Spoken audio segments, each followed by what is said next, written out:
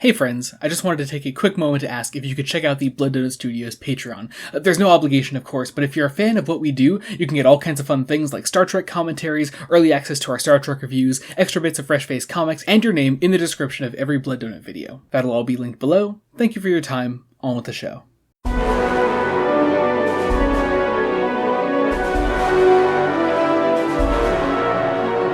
Hello and welcome to Fresh Face Comics, the comic book podcast where a lifelong comic book reader guides us through the world of comics for the first time. But today I am not doing that. I am the aforementioned. I fucked up the intro because I wanted to throw in a little spin on that. But I'm Joey Morgan. I'm the host. I'm the aforementioned lifelong reader. With me as always is usually the aforementioned newbie, Jacob Licklider. You know, this was terrible. Lex Luthor didn't shout Miss Taskmacher once, so that's true. We did mention that. I said that to my brother, who is here to talk with us about it, Jacob 1. Hello, I'm back again. You're back again. I did mention that. I guess starting off with our discussion on Superman 2025. There was no chance for him to shout it. Miss Taskmacher? I love it. It would be great. Today we're talking Superman 2025. This is a bonus episode. We all went to see Superman this past weekend. Yes. And that is, of course, opening weekend. If you're listening to this, you're probably listening to this day of. Hopefully, the day it comes out. If you're listening to this day of, Superman's been out for about a week now. If you haven't seen it yet, go see it. We'll do it on spoiler section first, but we'll get into spoilers eventually. And we highly encourage you to go see the film yourself. Or maybe just listen to us if you want to give us the traffic. That'd be nice. Also, if you want to be nice to us, you can go to the Blood Donut Studios Patreon, where you can support us for $1, $2, or $5 a month at the Cadet, Ensign, and Lieutenant tiers. You got all kinds of perks, such as your name in the description on YouTube for every Blood Donut video. You can get our Star Trek reviews early, as well as exclusive Star Trek commentaries, Fresh Face Extras, which is the conversation before the conversation. We had a nice little 12-minute conversation before this, talking about all kinds of things. We always talk about Doctor Who on it. We always end up talking about Doctor Who. And you two dragged me into it, okay? And this was your fault this time. And here's the thing, and I know so many people that listen to the podcast follow us from our Doctor Who Security Kitchen days. So I don't know, if you want to hear us talk about Doctor Who, go listen to Fresh Face Extras. That's mostly what we do. So, yeah. It's all that. This will actually now be the final Fresh Face Extras with a guest on it, because our next actual episode is without a guest. For a while. For the entirety of Fresh Face Extras' existence, we have not done an extra segment with just the two of us, and I don't know what that's going to feel like yet. It's going to be just us shooting the shit for 10 minutes. You'll get the actual feel of just a normal Joey and Jacob conversation. But that is not today. Today we're talking about a movie that we all, if excuse me if I'm being presumptuous, I think we all really love this thing. Yeah. No, you are absolutely correct. Yeah, let's jump into our non-spoiler section first. I kind of want to do the normal episode thing and say, what is Superman 2025 about? But I think it's pretty simple to say it's about Superman. It's about a guy called Superman. It's about hope. It's about all kinds of wonderful things. Everything Superman represents. And I don't know, how should we broach this actual non-spoiler section? You know what? Let's start with this. What were our expectations going in? Because I know Joey, 2 years ago, thereabouts, when our good friend, Mr. James Gunn, as if I know this man. Our friend James Gunn, who stole our ideas for a new DC universe. Who stole our ideas for a new DC universe. Yes. Yes. Copyright Licklider and Morgan. Exactly. 2023. Still a very popular video on the channel. Still incredibly popular. What were we expecting? I personally was like, based on the Suicide Squad, I'm expecting this to feel like a comic book. Yes, that is always the James Gunn thing, isn't it? It's always he's great at making films that just feel like actual comic books. Guardians, Suicide Squad, Peacemaker, now this. It's just it is. I know you had mentioned to me that you heard a criticism of the film, Jacob 2. And also, for those listening that aren't aware, the usual the usual breakdown, because I'm working with two Jacobs. My brother is Jacob 1, the guest. That's me. My usual co-host is Jacob 2, because Jacob 1 is older, and thus therefore he is the first Jacob. Anyway, I know, Jacob 2, you had heard a criticism that I kind of actually think is a strength. You had heard a criticism that essentially went that the film feels like issues 4 through 10 of a Superman miniseries, but I don't know. I think that kind of works. Issues wow. That's I have so much more to say in spoiler section, like even just on the first shot of this goddamn film, because oh my god, You're doing some really interesting things here, Gunn, and I love them. But I also heard it felt disjointed. Basically, a lot of the negative reviews I'm seeing are from people who I don't think either get Superman as a character or actively dislike James Gunn as a person, and we're not here to litigate that because I think there's a lot of that's disingenuous because just because James Gunn was really edgy in the mid 2000s. So yeah. So yeah, I think I want to open it up to Jacob one because he hasn't actually had a chance to talk about this yet. I'm curious what your expectations going in were. My expectations were mostly I was expecting something that felt like a comfortable Guardians of the Galaxy kind of feel. And not that I necessarily want that. That is to say, I wanted something like a comic book feel. And every time a new trailer would drop, and I would say to you wow, this looks just like what I picture seeing on a comic book come to life.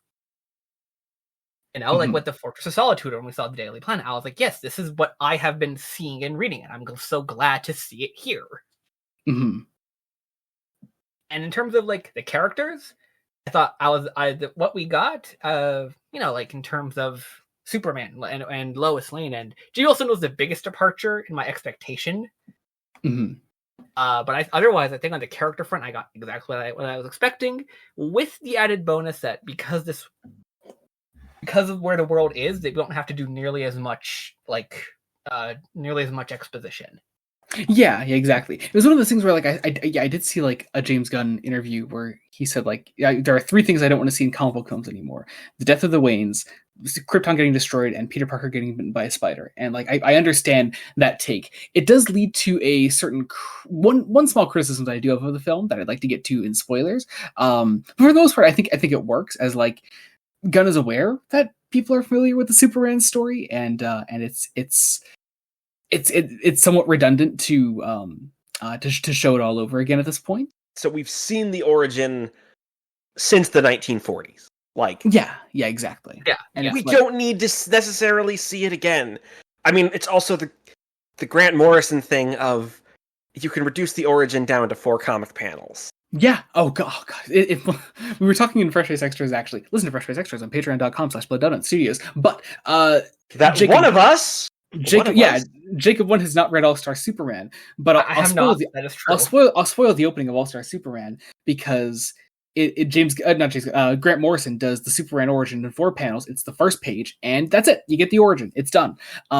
So I do wonder if maybe that might have been a better take. Like I said, there's a different criticism I have that we'll talk about in spoilers. I don't want to spoil how the movie opens. But I just found that interesting, and while I definitely agree with the take that we don't need the origin again and again, I think there are maybe not better ways around it, but ways that I think it could be more effective, perhaps. If this is the way we're gonna go, going forward as a industry when superheroes, but this area, it's a learning phase. All I'll say. Yeah, and it doesn't seem, and Gunn doesn't want to do that with every hero in the DC universe. It's just the really ridiculously famous ones like Superman and Batman. Here's the thing: we know we're getting. Well, obviously, the next movie. It's not a secret. It's been open for a year. It's already entered post production because it's releasing next summer.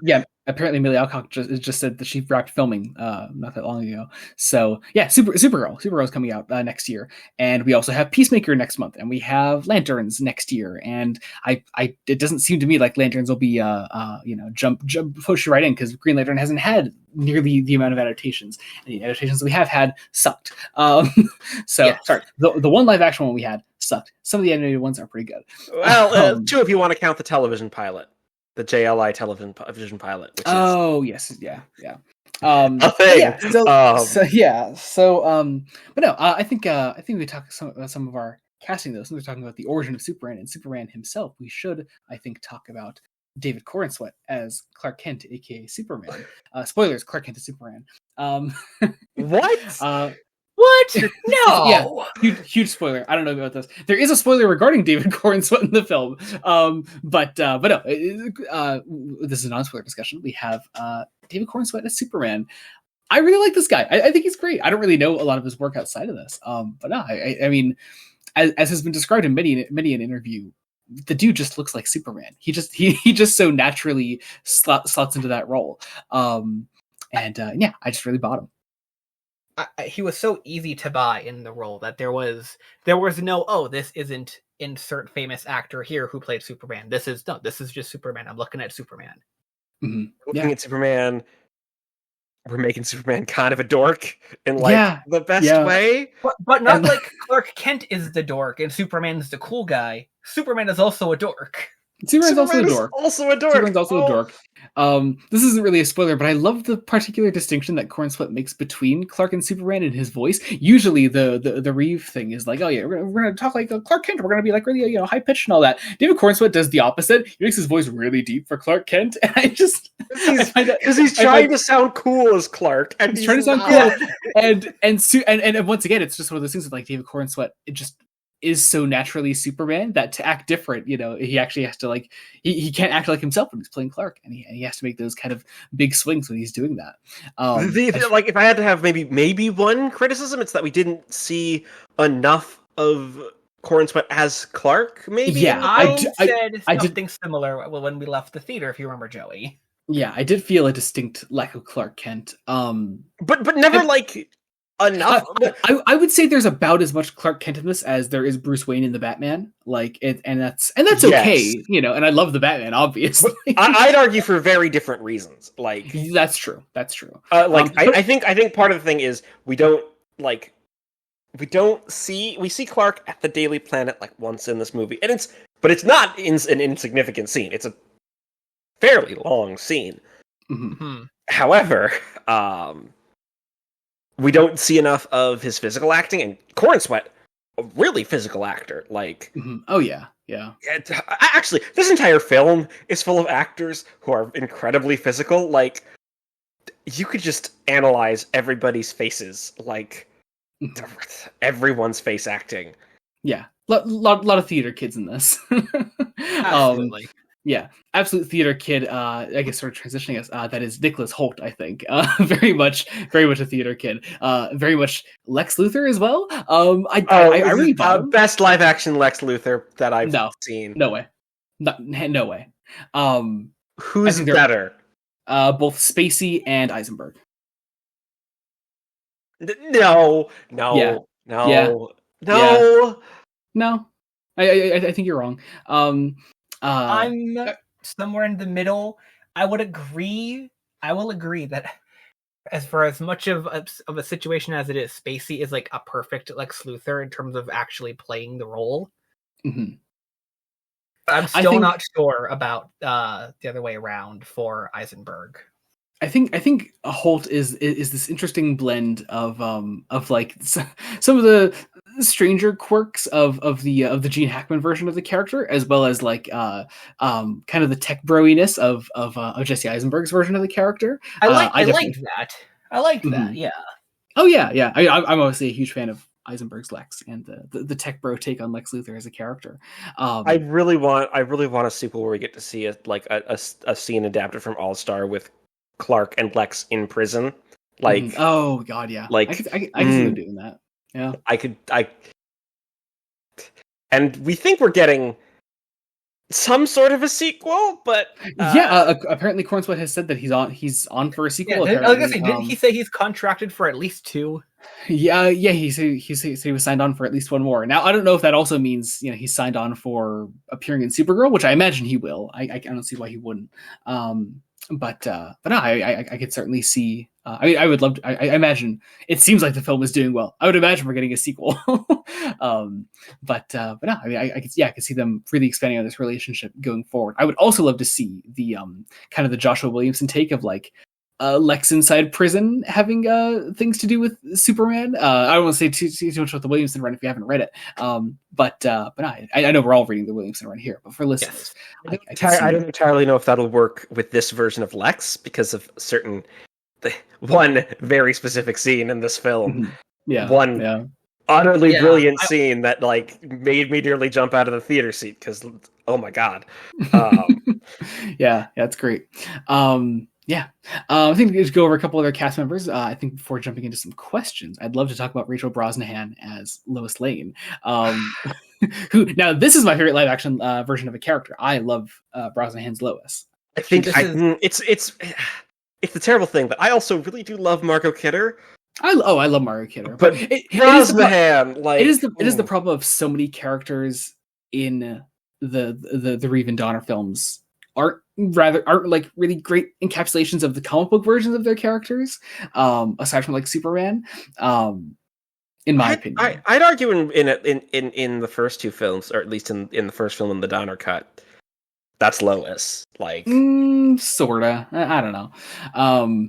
But no, I mean, Brosnahan just is a comic book Lois Lane ripped right off the pages. She's brilliant. Absolutely. She has this amazing energy to her, and also this is just much in the vein I think of the Snyder approach for Amy Adams' Lois Lane. Like there's so much for her to do in this. Like she just gets entire plot lines all to herself, and she's able to like be her own character separate from Superman as well. And I really love that. I love seeing that. We remember that Lois is kind of in a lot of the best Superman runs is the deuteragonist. Yeah, she's awesome. I was absolutely in love with her performance. Before the film released, they released a clip of Lois interviewing quote unquote Superman in one of the trailers. Which oh god, also that clip fucked with me. And by the time it got to that point of the actual movie, I was like, I had a couple of theories about that clip going into the movie, and I was glad that we talked about that. I remember. Yeah. And it is this utterly hard, like does not hold back, completely separates their emotions. She's also allowed to be about just as much of a mess as Clark is, like a lot of a quieter mess. Like I can't say things without spoiling this movie. Yeah. Well, let's I was gonna say, I think the big thing is Clark Kent, like even like in almost every version I've ever seen, wears all of his emotions on his sleeve. Lois Lane does not. Mm-hmm. Yeah. That's the big difference in the way they handle their messes. Yeah. I will say we have a lot of the rest of the Daily Planet crew in this. We have Michaela Hoover as Kat Grant. We have Beck Bennett as Steve Lombard. We have Christopher, not the Christopher McDonald, a Christopher McDonald as Ron Troop, who plays Perry White. I forget. Wendell Pierce as Perry White. Of course, and we have Skylar Zondo as Jimmy Olsen, who is unfucking believable. You know what? Honestly, I know probably the first film where Jimmy Olsen actually feels like Jimmy Olsen. Oh, so much great Jimmy Olsen in this. Can't wait to talk about that in spoilers. And I'd love to briefly talk about our Justice Gang, Mr. Terrific, Metamorpho, Green Lantern, Guy Gardner, Green Lantern, and Hawk Girl, all played by Eddie Gathegi, I believe that's how you pronounce the name, Anthony Carrigan, Nathan Fillion, and Isabella Merced, respectively. A great part of the film. I've heard criticism of like this particular aspect of the film being somewhat overstuffed, but honestly, I vibe with it. I think it's great. A lot of my favorite individual lines were Green Lanterns. I mean, yes, yeah. It's another one of those like just James Gunn it loves his comic books, and he loves to make these characters actually feel like they're from the comic books, and they absolutely do. You can also really see why this film was originally pitched as Superman Legacy. Like, you can really see, and we'll talk about it in spoilers because there's a lot. Just so much to love here. But I'd love to talk about how much we love this film even more, getting into spoilers. But before that, I believe we do have some Blue Sky questions. Not too many. We do. Yeah. Starting off with the bit, the only person that submitted for the bit this episode, our friend Rose Panda at Joey Can Read This says the Daily Planet ? With a gif of Fozzie and Kermit in their press gear from the Great Muppet Caper. Yes. Rose Panda also says, so where does David Cornswet rank in the live action Superman for you? Who's your choice to play Brainiac in a future DCU film? I'll handle the second half of that first because Brainiac is a character I thought about a lot, and I would love to see a live action Brainiac in one of these films. Oh God. I know way back when we did that DC live action universe speculative video, we had said this actor for Martian Manhunter, but I think I want to cast him as a villain again. Giancarlo Esposito as Brainiac, I think could really work. It could work, but it would be a bit obvious. It would be a bit obvious. I still think in a perfect world, I would love him as Martian Manhunter, and I'll say, very minor spoiler, there is a Martian Manhunter vague reference in this film that I could maybe see Gunn purposefully alluding to. But yeah, I don't know. Oh God, I would love to see Brainiac in a future film. I honestly, I think way back when we did that video, like Brainiac was my ideal like first villain for a Superman film, because we've kind of overdone a lot of the other big ones like Zod and Lex Luthor over the years in Superman films, and I think Brainiac has a lot of untapped potential as far as live action films go. This is true. Yeah, I absolutely think so. Yeah. But as far as ranking Corn Sweat in other live action Superman, oh man, got to ask the controversial ones. I see. I don't know. He might be my second favorite. I think. I don't know. It's hard. Okay. I need to give it some thought personally. I mean, top of the list for me is always Henry Cavill. I love Henry top Cavill of the list for so me much. is like it's a terrible thing. If I did rewatch Superman the movie, and then watched all the Superman movies I hadn't seen. So that was Yeah. So your week is what you're saying, because me and Jacob we marathoned every live action Superman movie and Supergirl leading up to this. Hey, in my defense. What's your middle of Superman 2 twice? Middle of this, Joey. In the middle of this, I nearly died twice. Jacob, how long are you going to use that as an excuse for you not doing things, for being late? Come on. But that is true. We did watch Superman 2 twice, because we did both the theatrical and the Donner cut. I did in this order: Superman 3, Superman 4, The Quest for Peace, Superman 2, the Richard Donner cut, and then Superman Returns. What kind of Superman fan are you if you haven't seen Superman 4, The Quest for Peace? Like, come on. But honestly, I think in ranking live action Superman, I think we're just talking film Superman here. I would go from top to bottom. Cavill, Chris Reeve is Superman. He's got to be number 2. Cornsweat's probably 3. Routh is a close 4. Is that all of them then? That's all of them, right? Yeah, pretty much. Yeah, at least from films. Yeah, I mean, I've seen a fair bit of Tyler Hoechlin, because I've seen I haven't seen Super None of those, but I've seen Supergirl, and I like Tyler a lot. He's good. Who else is there? Oh, you know what? I watched one season of Smallville a million years ago, and I don't remember much about Tom Welling. Gotta be honest. Then there's the obligatory. He's got to be at the bottom of the list because it's Dean Cain. Oh God, fucking Dean Cain. Fuck Dean Cain. Fuck that guy. Everything I know about him, I would agree. I am a certified Dean Cain hater. I am, however, very curious to eventually watch stuff with Kirk Allen and George Reeves. Yes, I've never watched George Reeves. We have me and my brother. We have a George Reeves box set, don't we? And it's just been sitting on, I think, your shelf for a million years, and we've just never watched it. Yes, I just looked over and I spotted it. Yeah, I gotta sit down for that sometime. But yeah, I think that's about it for me. That's my ranking. So yeah, I've seen a lot. Here's the terrible thing: I've seen a lot less Superman than you have, Joey. And yet you claim to be the Superman fan. Fascinating. I think. I know, right? Well, I think we should revoke your Superman credentials, Jacob. Look, I just like the guy, okay? And you know, I just think he's neat. I just think he's neat. I mean, I have also read. I can't even say I've read more Superman comics than you because I haven't. You haven't. I have read some. That is just wrong. I have read some deep cut stuff, some Golden Age stuff. Yeah, that's fair. That's fair. But yeah, our final question on Blue Sky from our friend Jamie at JB-Season7 says, "Can you predict how long it will take me to get around to watching this?" I don't know. I'd like to think maybe we could force you to do it eventually, Jamie. I don't know. I feel like it could be like sooner than you might think. Here's the thing: I would have so much fun with a Superman 2025 commentary. Like, oh god, that would be fun. That would be really fun. That would be proper fun. Like, yeah. Ooh. To finish off our Snyderverse commentaries, that could be fun. Sort of cap it all off with that.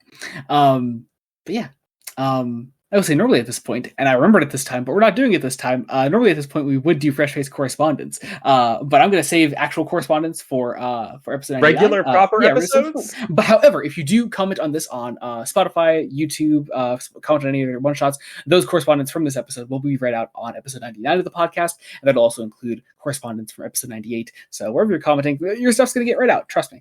Yeah. So I'll say if you come to this for some reason after like 99 is out, you can still comment. We'll still read it. You still comment, and your stuff will get read out in episode 100. Which, my God, we're almost at episode 100. That's blowing my mind. Amazing.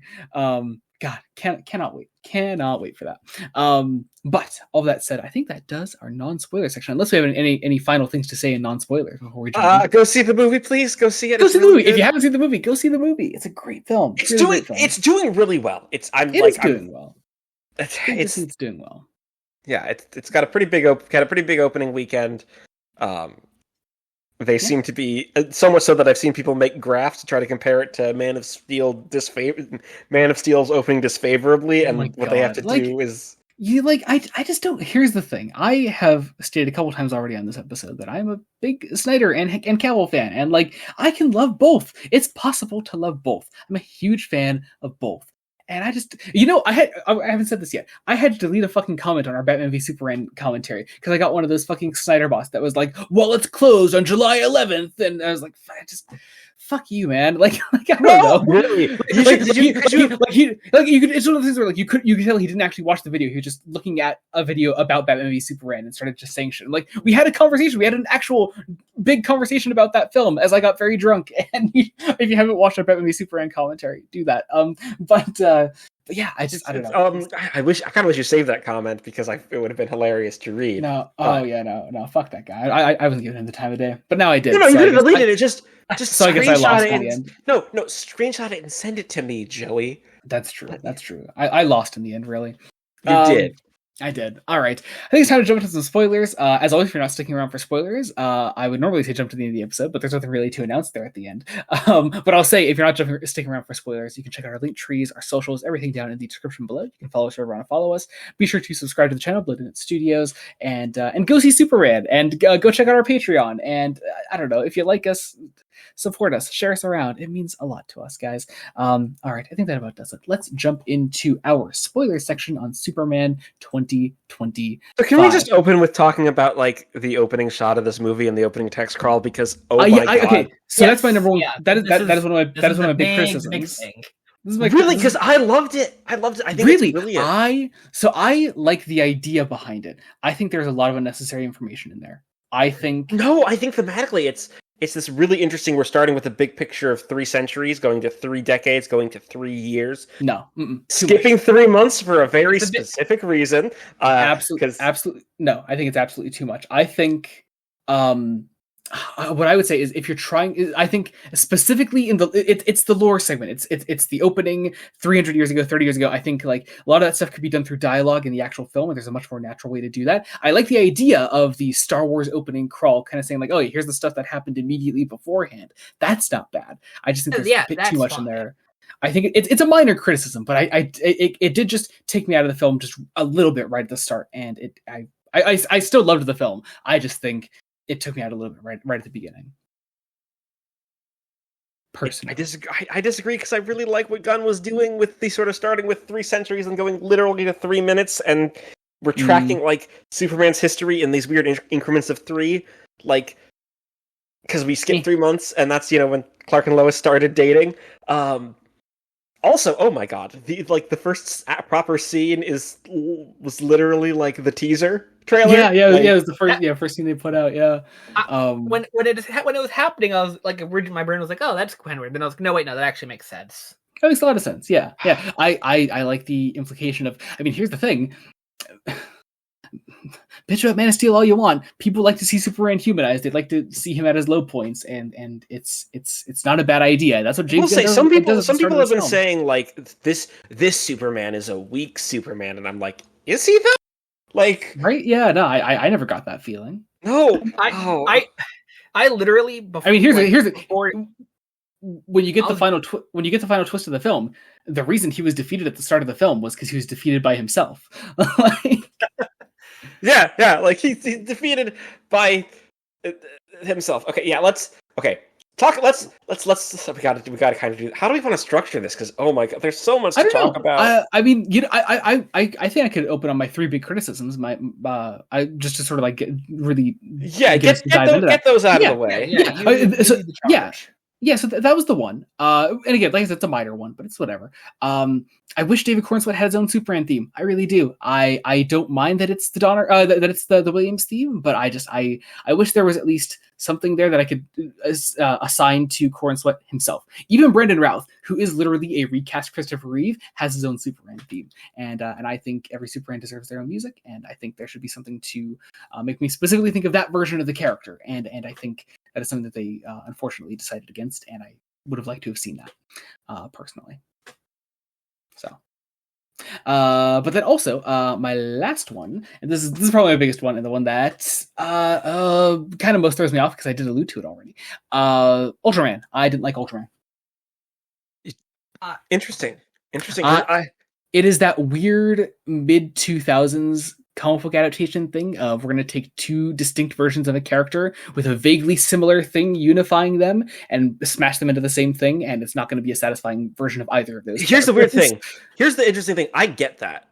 I think Gunn... Okay, so Ultraman is basically a take on Bizarro here. Ultraman is Bizarro with the name of the Crime Syndicate's Superman.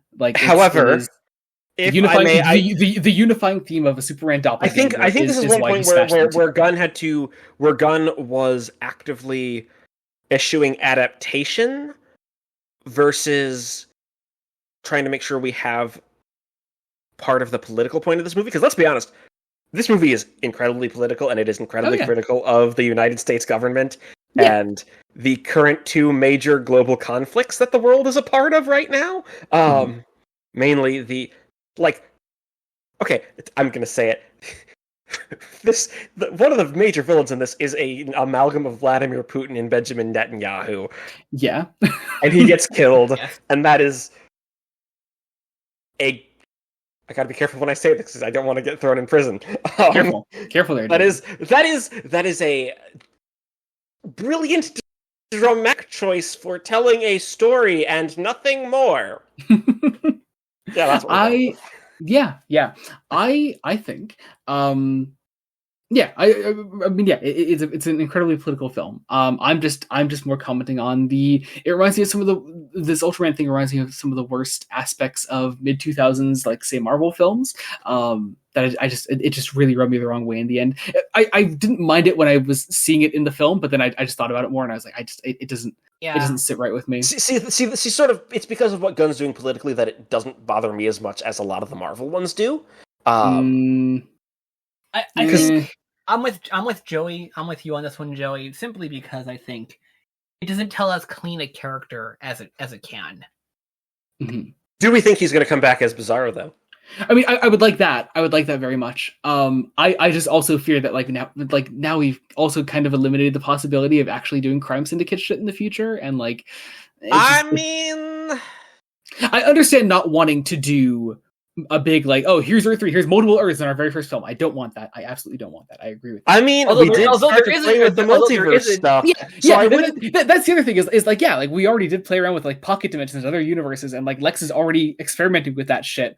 He could have just been Ultraman. I think I disagree with that, but I don't think it entirely precludes a proper adaptation of the character Ultraman coming in a future film. I do also remember the Bizarro thing leaked way back when the script was first written. I had a flashback to that after the film ended. I was like, wait a second, this leaked 2 or 3 years ago. What the fuck? And then the leak just totally disappeared from public consciousness. I don't know why. That's because it was 2-3 years ago. Because it was 2 to 3 years ago, yeah. But no, I mean, I would like to see a return of Bizarro. I mean, hell, even if they had just done the whole we take out the mask, he's no longer Ultraman, now he's just Bizarro. But then they didn't even go all in on Bizarro either, and it's just it is this lack of commitment to either of the ideas for a guy like James Gunn who is usually such a stickler for comics and still properly adapting them to film and making them make sense for a non-comic book audience. I think it's the biggest area of the film, I think, where he dropped the ball on this one. I don't entirely agree. I think it's something that could also easily come back in the future, because I do think, here's the thing, I do think that, I don't want to say there's a lot of like intentional setup for future films. There is, like, it is also a complete film on itself. It is. This is definitely not a case of, was it actually a good film, or do we have to wait till the next one to see if this was actually a good story being told? That's why I don't want to give the Bizarro thing the benefit of the doubt. Like, oh, maybe he'll be Bizarro eventually, because he's not Bizarro now, and the version of the character still doesn't work as it was presented in the film. That's why. I love a lot of the things in that final fight.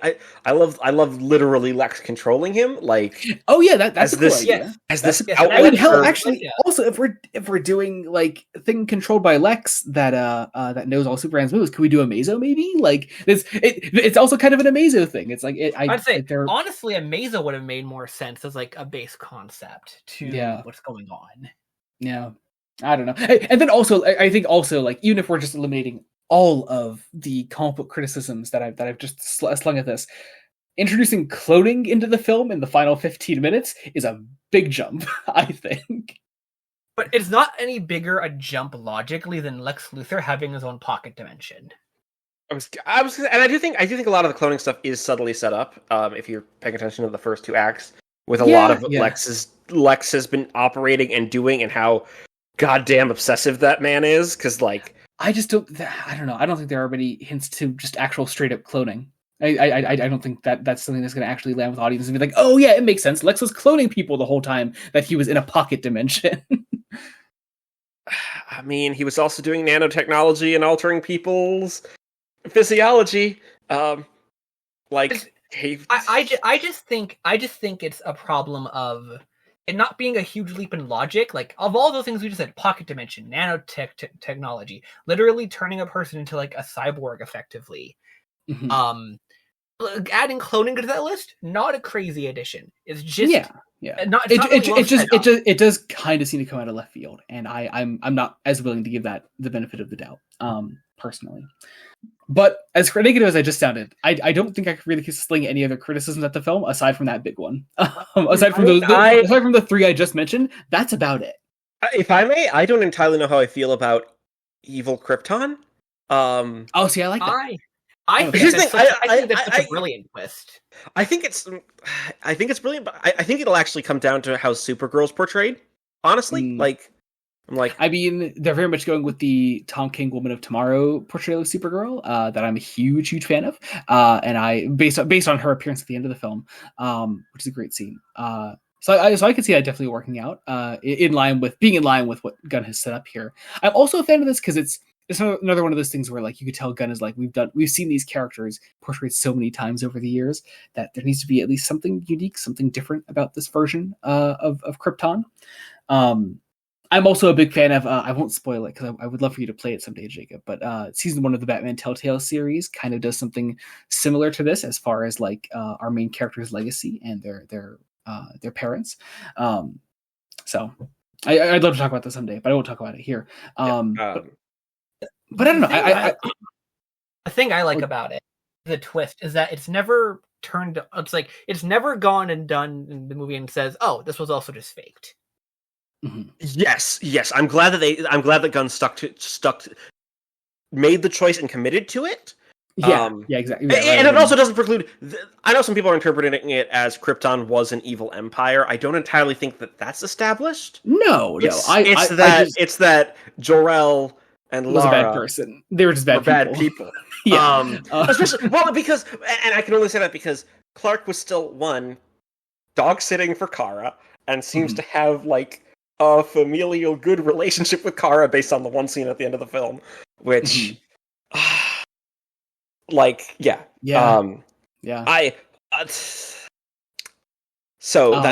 was probably my biggest unease. I'm also just very curious to see where it goes because, I think it's interesting. I think this is a great film.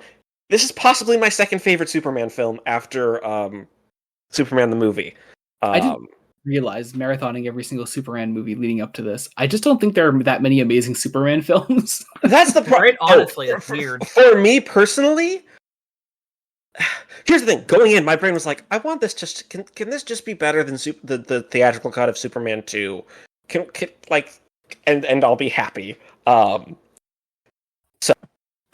I was pretty damn happy by the end of it. Yeah. I think as far as like, just like truly amazing Superman films, it's Man of Steel, Superman the movie, and the Donner cut of 2. That's about it. That sounds. I disagree with you on Man of Steel. We've had these discussions. We're not going to get into it here. You can be wrong. That's okay. But on Krypton, of course James Gunn. It's a James Gunn film. He's going to bring his Guardians of the Galaxy friends over. Bradley Cooper is Jor-El, which I think. Oh my god! I was like, yeah. It took me a second. I was like, wait a second. No, I'm looking at Bradley Cooper as Jor-El right now. What's happening? What is happening? We have Michael Rooker and Pom Klementieff as some of the robots in the Fortress of Solitude. We have Alan Tudyk as the main robot, Gary, number 4. Gary. And Jennifer Holland was one of the robots, who's James Gunn's wife, obviously. Which I think that's just great little ways to have cameos from those people, as well as I'm aware Michael Rosenbaum was one of the one of the Raptor guards. He did the voice of one of those. So, yes. Oh, okay. Yeah. And also as far as cameos go, I love Will Reeve appearing as a news anchor in the film, which is just it's lovely. Will Reeve just looks just like his fucking dad, and it blows my mind every damn time. It's great. Where to jump next? You know what? I do want to really get into the Justice Gang. I think they're the guys I'm most excited to talk about. We need to, because like, oh my god, I want to talk about these guys. I absolutely want to talk about them. These are my babies. This is full. This is James Gunn taking, let's be honest, obscure comic book characters, because these are all 3 like fairly obscure comic book characters. All 4. I would count Metamorpho as part of that. Yeah. So, sorry, I want to keep Metamorpho separate because of his role in the film being kind of different from. I mean, he's part of the gang by the end. I would say he is by the end. Yeah. But no, this is a full Keith Giffen, Dave Mateus, JLI 80s team, and I love these guys. It makes me want to go and read that run. It's just the right amount of C-listers, and it's James Gunn doing what he does best, taking lesser known characters and exposing them to the world and making them fan favorites. I can't imagine how many people are going to walk away from this loving Mr. Terrific and fucking Guy Gardner of all people. I personally sometimes forget that some of these C-tier characters are as less known as they are because of my particular history with these characters, some of them. Mm-hmm. Oh, yeah, totally. God, we have Nathan Fillion as Guy Gardner, who just is Guy Gardner. He's played Hal Jordan in the past in animated stuff, and now... And there was one scene where I was like, you're kind of playing this the way you used to play Hal Jordan, Fillion, and I found that really interesting. But I have two favorite Guy scenes. It's when he blocks the building after the TV announcement. Mm-hmm. And the hypno glasses scene is really the good. hypno glasses bit, but also, I mean, it's full Guy Gardner, all the fucking middle fingers. All the middle fingers. Coming out of the ground. So it's interesting. My brother was like, hey, Jacob, what was this film rated? Because I could have sworn there were more in here than the typical PG-13 That's true. Does a middle finger count as a fuck in a PG-13 movie? I don't know. I guess not. I guess it doesn't. Not, I guess it can. Yeah. Apparently Fillion drew inspiration from Estelle Getty in The Golden Girls. Beautiful. Oh god, what a take! What a take! What a take! But I love. But here's the thing: I also know that Nathan Fillion is just a big Green Lantern fan. He loves Green Lantern. That's why he played Hal Jordan for so long. He was way more high profile than those DC animated films he was doing, and he's like, I just want to keep playing Green Lantern because I love the guy. It's awesome. Yeah, it's great. What I love how well they capture. So Guy, is an asshole. Mm-hmm. But on the point where Guy guards this building because basically we do the reveal of Superman's parents are genocidal maniacs, basically, and Lex reveals to the world and immediately gives us an anti-Superman campaign, and I love that it's Gunn has established the relationship between the Justice Gang and Superman, mainly through that giant kaiju fight, which was So many great action sequences in this film. That one wasn't even my favorite. We'll talk about my favorite one, I'm sure. Jonas was going on the circuit talking about just how many of those scenes are practical too. Like just every time Superman flies in the film, it's pretty much always David Cornsweet on a wire, and it's just. And I also want to say this and like get it out of the way what I like about David and like the way they have him set up in the action scenes. I like too that he stops fighting, saves people, makes sure they're good, and then goes back to fighting. And then goes back. It's an important part of that character. Yeah. It's the you need to see Superman save the cat. Or a squirrel in this case, or a squirrel. A squirrel in this case, yeah, absolutely. Or several kids. But like, no, my point about Guy is that like it's like no, Guy doesn't distrust Superman afterwards. Like it's like, no, we've seen you. You're a good person. Like yeah. It's good stuff. I also Isabella Merced as Hot Girl. She's so underused, but she does make the most of her scenes. Like she's great. I said when she's fighting, I love that 90% of what she's doing is just banshee screaming. Totally, she's awesome. I gotta say, I watched a lot of Isabella Merced recently because she played Dina in the HBO Last of Us adaptation, which first off was just amazing casting. I do wish she was just on display more, but I know she's a great actress, and I know that. Again, I just I'm mad that she's on display more, and I want to see more of her in the future, but I don't want to rely on hoping to see her more in the future. I mean, here's the thing: as a film, this is a film that is 2 hours and 10 minutes, and it uses every bit of its runtime, and I'm like. It's the terrible thing of it's there's so much here, but it's really well paced, like getting from beat to beat. Like we move really smoothly, and everything follows so logically, and it works. And like and I think a great transition into our next bit about the Justice Gang. James Gunn, in the middle of it all, still has time to be James Gunn, because you take a character like Mr. Terrific, wonderfully played by Eddie Gathegi, and first off, again, putting a character like Mr. Terrific on full display for an audience of a lot of non-comic book readers to experience. And we should also say, for the Justice Gang, we only get the bare bones of their deal. Like, like there's not like some big crazy, like we don't get the crazy backstory of who Metamorpho is outside of just he can synthesize any element. Like somehow there's this wonderful thing that Gunn does where it's always just enough to get an audience to love a character. Like look at the Guardians films. I know you haven't seen all of them, Jacob, too, but I've seen the first one. I've seen the first one, and that's your big blind spot, Jacob. Too. Get the fuck on that. But someone like Yondu isn't in the first film that much. But you know who he is. But you know he is. You know he has that one really great scene where he uses that arrow to kill everyone. And by the time the second film comes around, I won't spoil it, Jacob, because I know you haven't seen it. But Yondu's the best character in Guardians 2.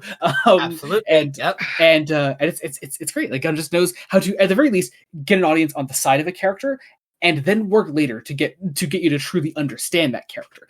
But you need to love them first. You need to understand who they are first before you can grow to be truly attached to them. Here's the thing: my brother walked out of this film being like, "God damn it, I love Nathan Fillion in this. I'm so glad I'm so glad he's for at least one film he's escaped that terrible police procedural TV show." Not referring to Castle, Jacob one, because I know you watched Castle. No, I know he's in. I know he's in another show called Rookies. Yeah. But also someone like Mr. Terrific, at the very least, I mean, he has a lot of great scenes with Lois Lane, and some great scenes with Superman. Like, oh my god. But also, he gets a tried and true James Gunn scene, and everybody grows to love him. There's this fantastic action sequence, all shot from the perspective of Lois Lane, where Mr. Terrific. I think it's with minimal cuts. Like it is. Oh yeah. It is this. Jacob, continue the Guardians trilogy, you rat bastard, and get to the fucking Beastie Boys fight in Guardians 3. Seriously. Here's the thing. I have been trying to stop. It's gonna happen, Joey. I'm probably gonna end up doing it like this week because please, Jacob, please, you need to do it and watch Peacemaker and finish Creature Commandos. Get on the gun train. God damn it. Here's the thing: the amount I will say, like what I think I have seen from James Gunn, Guardians 1, The Suicide Squad, this, and half of Creature Commandos. No. Get on the rest of it. If nothing else, do Guardians. And if I may, in all of this, everything that James Gunn has been a part of, there's always been at least one needle drop that just enters my playlist. Like, and sometimes more. God, yeah. In this case, it's 5 years time. It's 5 years time, and it's like I'm like. By the time I got to that scene, for that scene alone, I'm like, as soon as this releases on physical media, I am purchasing it because I need to see that scene again. Have you also seen because James Gunn, because he didn't get to do many needle drops in this film, because he understands the assignment. He knows Superman's not a needle droppy kind of film. But what he did instead was he made individual playlists for each of the characters. And I love Clark's in particular. There's a lot of like late 90s, early 2000s jams in there that I'm like, oh god, Clark is a 90s kid. Fuck. Yes. This is a very funny we had this realization at the same time, me and you, Joey. It was very funny. It's like, oh god, Superman has fucking Shake It Out and The Middle on his fucking playlist, and it's great. It just fucking the passage of time, man. Mr. Terrific just totally stands out. And another character that Gunn gets us to really love in a short amount of time is Metamorpho. What so wonderfully played by Anthony Carrigan, who I've loved for a long time from a previous DC Comics adaptation back in Gotham. He was Victor Zsasz, and I grew to love him even more through the HBO series Barry. He plays an amazing character in that. But what an actor! I love the portrayal of him in this. It is one of those portrayals where he doesn't actually get to talk much until like halfway through his part of the film, basically. Mm-hmm. But there's a lot of physical acting. Like, because it and through heavy prosthetics, mind. Heavy prosthetics.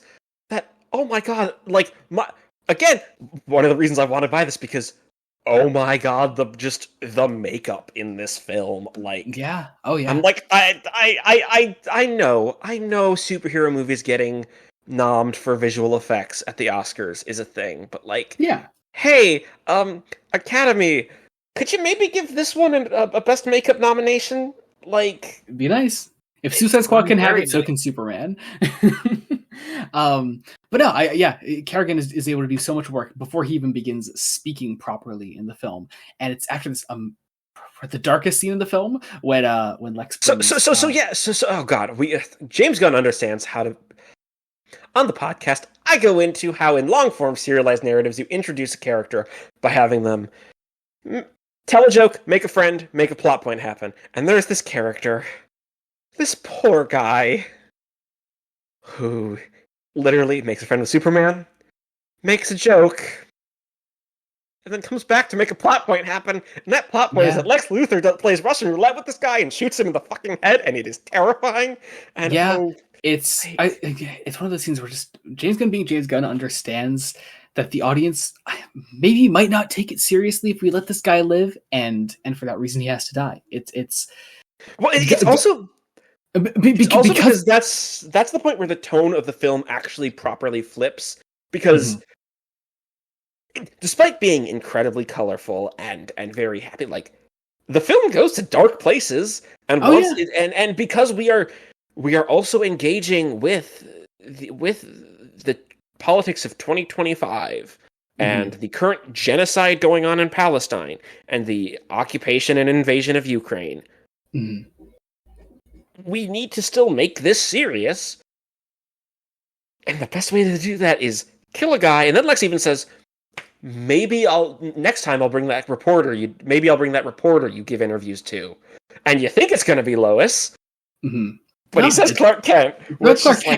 And also, a scene like that could almost be funny. A line like that could be like, I'm going to bring Clark Kent and kill Clark Kent in front of you. Nobody in our theater laughed. Nobody laughed at that line. Here's the thing. It's an objectively funny line. It is. But it is that horrifying funny after, like, Nicholas fucking Hoult, man. Like, I do also want to say about the guy that he kills. I can't immediately picture the character's name off the top of my head, but that's fine because I think it's said like once, maybe twice. It's Malik. His name was Malik, I think. I'm pretty sure. What I like about what I like about his scene when Lex kills him, the whole time he isn't like, Superman, please save me. He's like, no, Superman, don't tell them anything. I have no family. I could die, and I will be kind of okay with that, actually. Oh God. And then he does, and also there's also just a point that Gunn makes to show that like his life still had impact in the end, and I appreciate that as well. Yes, yeah, I like the newspaper at the end, Metropolis is real hero or something like that. Mm-hmm. Yeah, just really good stuff. Oh man, I'm going through, I'm going through the Wikipedia page as we talk, and trying to remember like points I want to bring up. And God, I actually forgot the engineer was in this movie, because that's actually another minor criticism of mine, because I don't know, she makes no impact for me, at least.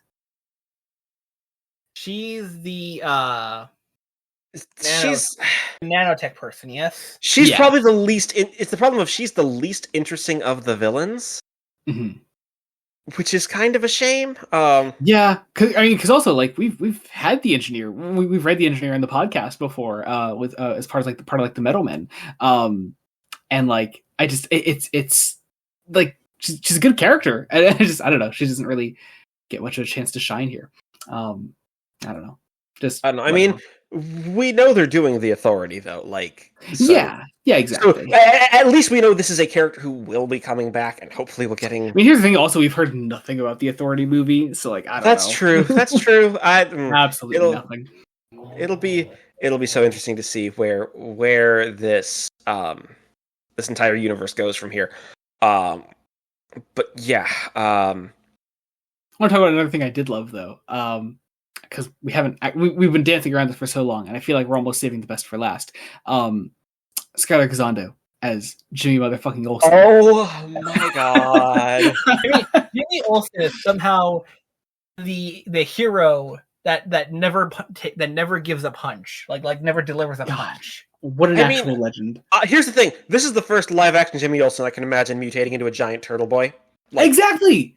And the only live action Jimmy Olsen that I could imagine pulling Silver fucking Banshee. I mean, Jimmy Olsen, Banshee, and I'm like, you know what? Tessmacher is like the perfect, oh my God, I'm now stuck with you kind of vibe. Yes. Oh, I should also say, I loved Sarah Sampow as Eve Tessmacher. I love that it's like, yeah, she's also she's also important. She's part of Lex's downfall in the end, which also, once again, I know is part of the big Daily Planet plot in this. And like the people, Superman. I love this. Superman is not the one that defeats Lex Luthor in the end. It's Lois Lane and Perry White and Jimmy fucking Olsen and Eve Tessmacher, and they defeat Lex Luthor in the end. And that's because part of the point of this movie is that it's the normal people who can save the day and be heroes. That's the part of the point of Superman. Like the normal people, like Lois throughout this entire thing is like seeing the cracks, and like it's like, okay, here's the obvious story, but what's between these lines? What's being hidden about this whole Baravia situation? Like, it's great. I also actually quickly on the Daily Planet, there are these little tiny bits we don't get outside of like Jimmy, Lois, and arguably Perry. We don't get as much of, say, Cat, Steve, and Steve, Ron. And Ron, I do wish they appeared a little bit more. That's fair. But they all get at least one moment to shine, and I particularly love Cat Grant's. I do feel at the very least they did give it Cat Grant a couple moments to shine, and I feel like I feel the average audience can walk away from this understanding who Cat Grant is still. Yes, I mean also nice. Like they're contemplating doing a Jimmy Olsen spinoff, and I'm like, do it, please. Jimmy Olsen. Jimmy was so good, so fucking good. Because it would be Jimmy at the Daily Planet, and it would be like James Gunn loves the Silver Age, and I'm like, James Gunn, go do it, go full Superman's pal, like go crazy.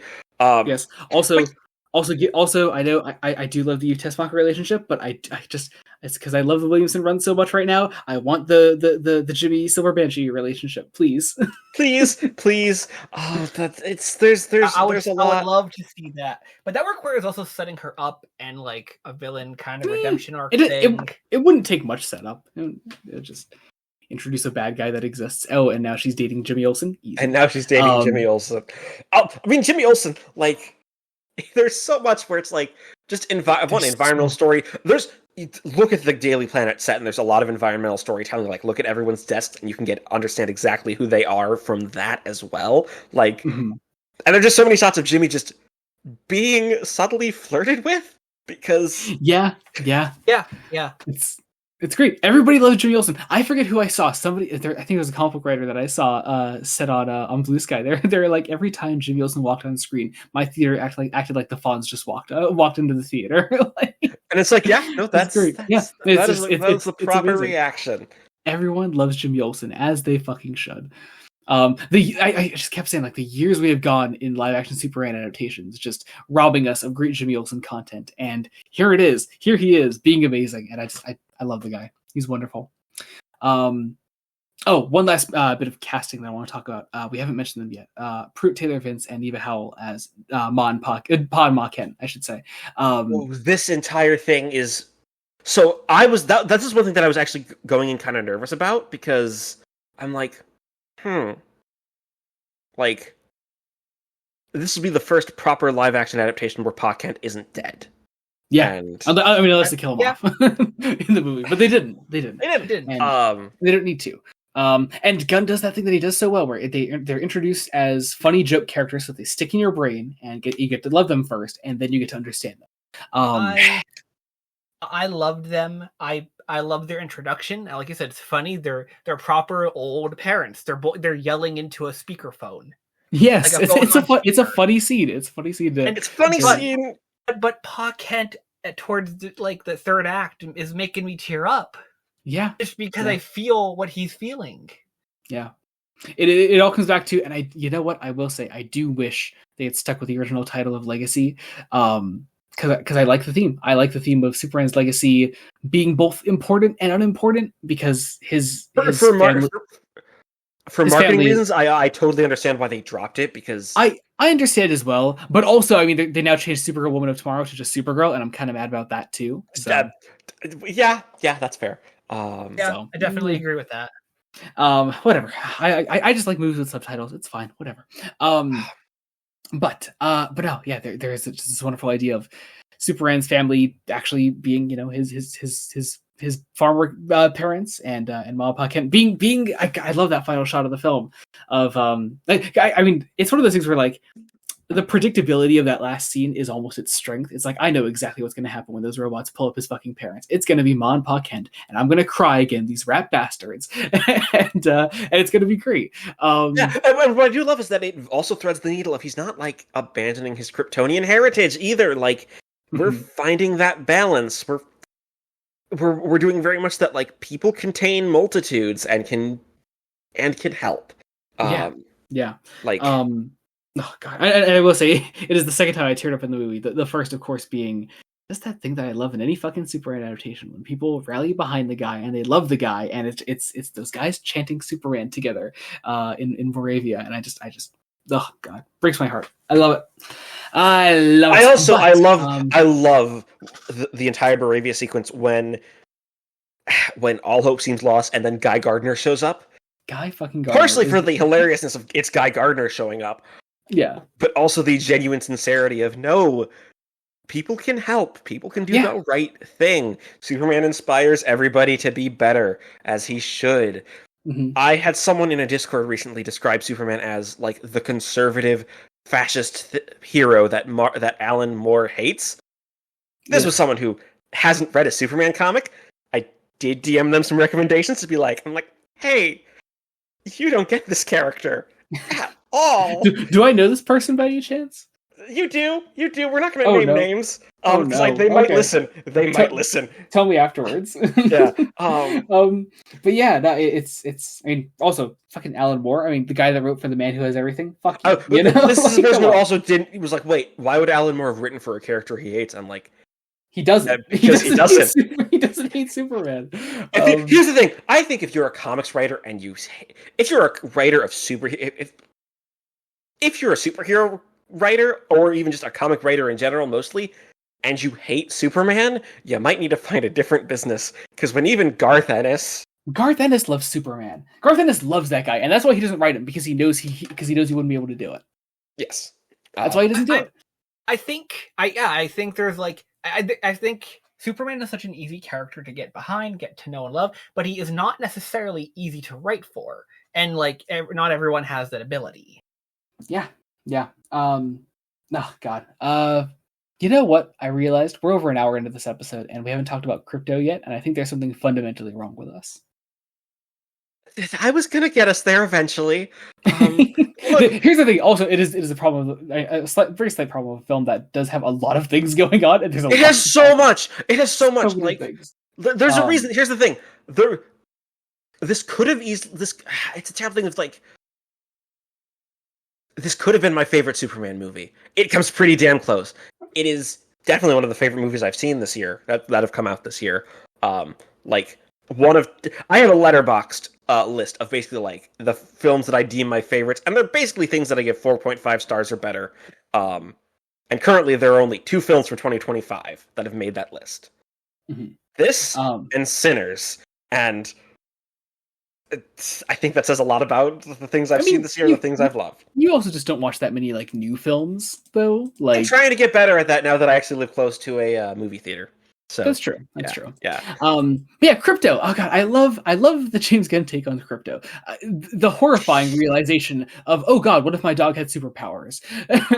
or just more accurately, super strength and flight. Yeah, like, what would that actually be like? Oh, that's terrifying, actually. Oh no, that's not a good thing. It's this lovely thing of every time that crypto causes a problem in this film, I'm like, in the hands of a lesser writer and director, this could be really annoying, but no. It's perfect. It comes from a place of love, despite the fact that you can tell that they want to portray it as crypto is kind of deeply hated by the people that look after him because he's really annoying. And that is why we learn by the end he's not Superman's dog. That is in fact Kara's dog, and that is Kara's dog. It makes so much more sense. It makes so much sense. And God, I just can't. Oh God, here's the thing: we live in a world where Tom King was credited on this movie in a special thanks segment, and he's writing the script for Supergirl, Woman of Tomorrow. Like, he's writing the script. Yes. Yeah, you didn't know this? I did. If I did, I forgot. Yeah, Joey, you need to go into the Fresh Face Comics episode section. Come on, start rearranging things. We need to cover this before next June. Okay? I know. yeah, he contributed to the script. He worked with Anna Noguera, it looks like. I don't know who that is. But it's based on a comic that he wrote. That's very much what the film is. A comic he wrote that I think has been universally appraised. Like, it is a gorgeous comic. You recommended it to me just to read, just because, and I still have yet to do I have seen the cover, and the cover is gorgeous. Bill Evely is just a wonderful artist. So many good things in that. Oh God. Let's see. Final things on characters. Cameos. They have cameos. I guess Rick Flag Sr. isn't quite a cameo, but yeah, he's here from other things. We have him from Creature Commandos, still played by Frank Grillo, which I think is pretty cool. Which is what this new universe really wants to do mostly is to have the voice actor also play them in live action and vice versa. Mm-hmm. It's not going to be perfect because I mean, even in this case, like, Frank Grillo doesn't actually look a ton like Rick Flag Sr. from Creature Commandos, because I think the story was that he was filming something else at the time and he couldn't dye his hair gray for it, and the character's supposed to be gray from the animated show, but it's fine. It's whatever, yeah. But then also, last thing I expected was a random appearance from John Cena as Peacemaker. When that happened, my brother and I just was like, literally turned to each other in the theater and we're like, what the fuck is he doing here? It's amazing. Oh God, did you watch Peacemaker? It's so good. I know you've seen the Suicide Squad, and he's great in that, obviously. And my brother asked, like, isn't he dead and Peacemaker's a prequel? And I'm like, I don't think so. No, it's not. He's not. No, because has your brother seen the Suicide Squad? He has, but this is my brother who sometimes doesn't pay attention to the movies he watches. Well, yeah. Well, there's the post-credit scene where they show he's still alive in the hospital bed. So. Oh yeah, he probably didn't see the post. He also doesn't like to watch the credits. This fucking guy. You go watch movies with him? Yes, I do. Okay, listen. Cole Licklider is a flawed man, which we haven't said it on the main episode yet, but we said it on Fresh Face. Look, if you see Cole Licklider on the street, verbally abuse him. No, Listen, you two. Andy Brown and I have a plan. We are trying to get him to have better taste and become a film guy. It's not going to happen. Guys like that, you can't do. You can't change him fundamentally. You can't do that. I'm trying. Good luck, my friend. Best of luck, seriously. Oh man, have I actually run out of things to say finally? Oh god, we haven't mentioned that the message of this thing is complete radical hope. Oh god, absolutely. That I love. I Jesse Gender, aka Jesse Earl, did a video essay. Like, I haven't watched it yet because I was like, I want to get my thoughts out before I watch her stuff. This thing is great. Like, it feels really good. I'm very, very excited. Maxwell Lord is in the movie very briefly. We didn't say that. Oh yeah, played by Sean Gunn, which is fun. Played by Sean Gunn, which I knew we learned at some point that he was cast as Maxwell Lord, and people of course rolled their eyes because James Gunn cast his brother as another character, and it's like, I don't fucking care, man. Who cares? It's like, listen. Here's the thing. I totally get it. Like, I get it. I'm still going to sit down because, like, if I were this, I'd fucking do it. Like, of course, yeah. This is something that happens. Here's the thing. I know Sean Gunn also bitched, like, he didn't even like playing Weasel. he's like I want a different role. That's great. But this has been something directors have done for like the history of all time. Like, people don't get mad at Kenneth Branagh for casting his friends in his Shakespeare films. Yeah, they get mad at Kenneth Branagh for other more valid reasons. Yeah, like his terrible Agatha Christie adaptations. But no, like I can't possibly bitch about Gunn just casting people he likes in his things. Like, I don't know. It's just, there's this sense of like that he just actually enjoys what he's doing, and he likes working with people that he enjoys working with, and like if he's found an environment that he's comfortable working in, I can't complain. I'm not going to fault him on that. Yeah, I'm not going to either.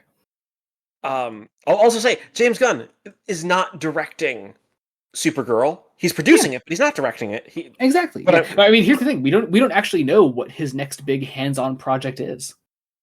We know he's not doing the Swamp Thing movie that's eventually coming. Yeah, we know he's not doing. That's fucking James Mangold. Oh my god, I need it.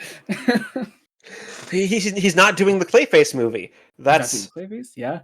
I know Mike Flanagan wrote the script. I can't think of who's directing. He's not directing it, but I can't remember who. And also we have the guy from Doctor Who as Clayface.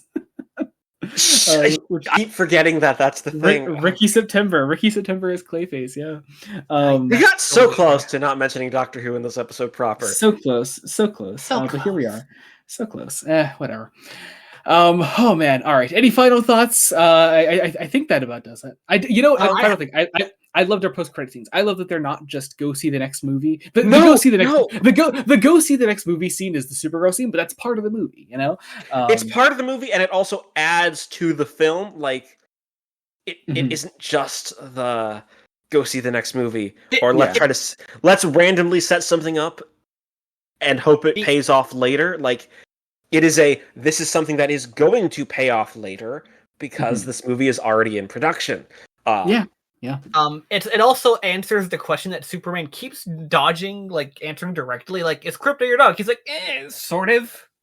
I'm dog. It's a foster situation. A couple of other things that I didn't quite really, but I guess I didn't entirely hammer home. Brosnahan and Cornsweet's chemistry is just amazing. Oh, God. Amazing. That's the thing. I remember I watched this great interview where Rachel Brosnahan said that because James Gunn wasn't doing needle drops for this one, they scored the whole film before they shot it, and James Gunn brought the score with him to specific scenes that he wanted the actors to like know what it was going to be played alongside it. And to probably even time out their choices. Yeah. So he played the score for the scene where Cornsweet and Brosnahan are flying in the air and they're kissing, and it apparently when they came back down from the harness, James Gunn was crying because it looked that great. And it does. It looks great on film. There's this one moment where like Lois is at the sink and she is about to cry, like, and she says it's the line is like something like, "I knew this could never work," and it is just this so humanizing. And the only way to read that is that Lois Lane is really bad at relationships and is too scared, like of her. Of course, Lois. I mean, she's Lois Lane. Of course, she's bad at relationships, unless they're with Clark Kent. But there's also just the wonderful, like, her introduction in the film is perfect. It's like, I wouldn't want to read your art. It would mean I'd have to sit through one of your articles, Kent. Like, yeah. And it's like, I was like, yeah, and I'm like, and just the things in the interview. Yeah. Like, oh yeah. Like, I remember the hashtags on social media, like hashtag super shit, hashtag harem. I can't think. Were they actually being cagey about if Lois knew that Clark was Superman before the film released? Because I know I didn't realize that that's what they were actually doing until I was watching. Here's the thing: they didn't say it. The trailers were pretty ambiguous because the one that shows it off, they play it like if it is that way, like if she knows, they're just being pretty casual. But then then you could also read it like, I think we decided. Yeah, the way we read it then was like that like Clark was like, "Oh, I will step in and be Superman." Yeah, I'll pretend to be Superman for your little interview or whatever. Like, I just there were a couple of different ways to read that, and I kind of like that. I like that it's just a small thing that you could just leave a surprise for the actual film, and I really like that. Yeah. Actually, Jacob won. Brother Jacob. Any final thoughts on the film? I have one final thought because we didn't bring it up because we didn't talk a whole lot about Lex Luthor because we brought him up in like 100 different conversations, and this is not a negative thing. But I because we saw the film together, you and I, we saw the film together. When it began, I was like, I swear to God, if his plan is landowner shit. Yes, it's the Gene Hackman thing. It's the Gene Hackman thing again. And then here's the important thing. I'm working with two visually impaired people right now. You both have vision issues. So occasionally when there are like subtitles on a screen or something, I'll have to read to my brother when we're watching things together. And so I started laughing my ass off when the one picture came up and it showed the picture behind Eve Tessmacher. And I go, Jacob, you're not going to fucking believe it. It says Luthoria. And I looked at you and I was like, God damn it. Here's the thing. At least it's justified that he wants oil. Because part of it is the whole technology thing, and, you know, hey, the United States' international intervention in the Middle East is kind of shit, is terrible. I only said that at the start of the film, because by the time we got to Returns, I was like, Joey, tell me his plan isn't land ownership. And his plan was land ownership. It really was. And also, for those listening, if you ever want a good laugh, just go back and revisit Superman the movie and really pay attention to the way Gene Hackman says San Andreas. Because he doesn't say San Andreas. You'll get a very good laugh out of it. It's so that just reminded me of that scene, and it was the first time that I had ever noticed it when I rewatched the film about 2 weeks back, and I couldn't get over it. All right. There was an Otis in the movie. There was an Otis, a very small appearance of an Otis, and he was there. A competent Otis, importantly. Competent Otis. That's an important part of it. Yeah, it's one of those things where it's just like these are Eve Tessmacher and Otis are like original characters to the Donner films, and so like including them was very much like, oh yeah, I love the Donner films kind of thing, and I like whenever they're included in those adaptations. Honestly, hell, Eve Tessmacher was in the fucking CW Supergirl show. Like, here's the thing. I think if it wasn't for Mercy Graves in the 90s, Eve Tessmacher would have made it into comics proper by now. Yeah, that's fair. That's fair. Although I would have loved to have seen this Lex with a Mercy Graves. I really would have loved that. Oh God! I mean, never say never. Yeah, it would be nice. Yeah. It would be nice. Never say never. He needs a new assistant now. He does need a new assistant. Very much does. But all that said, I think that actually does it now. Cool, man. We didn't even mention the monkeys. I'm done talking about this movie. God damn it! This is going to be a long bonus episode. I'm done. It's over. All right. That does it. Thank you all so much for watching and listening. And I don't know if you want to talk to us about Superman more. If there's anything we didn't talk about, comment on it. Tune in for episode 99 of Fresh Face Comics. where we'll talk about your comments on Fresh Face Correspondence. Tune into other episodes. But we should say what it is. It's a book. Speaking of Tom King, Tom King, Batman Book 3, Rebirth Deluxe Edition Book 3. It's issues 30. Oh God, what issues? 33 through 44, I think. In the second. 33. It is. Excuse me. It is 33. Yeah, 33 through 44 in annual number 2. Hey, I got it right. I wasn't even looking at it. Go me. A bunch of fun story arcs coming up in that, and then also I'm revealing episode 100 in that episode, so that's just all kinds of exciting. So yeah, I have my guess ready. I'm excited for your guess. I feel like you're gonna have a pretty solid idea of it actually at this point. I feel like I have a solid idea on something, but I think you're hiding something else that I don't know if I'm going to be able to get. Okay, interesting. We shall see. But anyway, speaking of, let's get some promotions in. I don't know, Jacob 1, my brother. Anything going on right now? Nothing I want to promote right now. All right, fair enough. I mean, obviously, there's plenty you do on the channel, but we'll talk about that in a moment. Jacob 2, what do you got going on? I have my blog where I don't know what I'll have reviewed by the time this comes out because we're recording this a week before it comes out. That would be the Dolphin, right? For Star Trek? Yeah, I do know that I've been reviewing Star Trek: The Next Generation for the first time, and I will have reviewed the Dolphin. They didn't actually say the name of the episode. I've just assumed it's the Dolphin. Oh, so then it's Dolphin because that's well, fuck you too. That's fine. It's French. As well as I'm hoping to have reviewed a Doctor Who comic by that point. By this point, I'm trying to jump into the Seventh Doctor's comic. I was gonna say, you're actually starting the Seventh Doctor stuff. Cool. Yeah, but I've been cagey about starting it for. Yeah. Reasons. It's not great. I hear it gets better. I hear it's one of those runs that gets better. Oh yeah. Once it goes full Andrew Cartmel, it's good. Once they drag Cartmel into it, it gets good. But yeah, cool. The channel, Blood Dodo Studios. If you're listening to us right now, go to Blood Dodo Studios. You can find all kinds of fun things. I also review Star Trek alongside Jacob 1, my brother here. We talk about Star Trek: Next Generation. Also, our episode on our review of the Dolphin, if you will, is out right now. And if you go to the Blood Dodo Studios Patreon, you can get our next review, which is what's episode 11? I don't know what it is. It is Contagion. Contagion. You can get a review for Contagion. If you go to the Blood Studios Patreon at the Ensign tier or the Lieutenant tier, you can get that there. Also, you can find on our Patreon the Star Trek commentaries. We're going through TOS. At the time of this coming out, we have actually the day this episode comes out, you can go listen to our commentary for Star Trek: The Naked Time. We had a great time with that. We just recorded that today as well. And also, you can get Fresh Face extras on there and all other kinds of fun things. You get your name in the description of every single video that we put out on Blood Donut. So if you look below, you can see your name down there. That's only $1 a month. If you want your name down there, general support tier, any help is appreciated. Also on the channel, we do R2BD. Either having come out very recently or coming out very soon is our episode on Master and Apprentice by Claudia Gray. Afterwards, we're talking about Dawn of the Jedi: Into the Void by Tim Lebon. That'll be very fun. Also on the channel, Fresh Face One Shots. It's the spinoff of this show where we talk about current comics coming out. We cover Superman by Joshua Williamson, Wonder Woman by Tom King, Batman: The Long Halloween, The Last Halloween, The End of the Long Halloween Saga, as well as Trinity, Daughter of Wonder Woman, the spinoff of Wonder Woman, and The Uncanny X-Men by Gail Simone. And that's it. There's so much.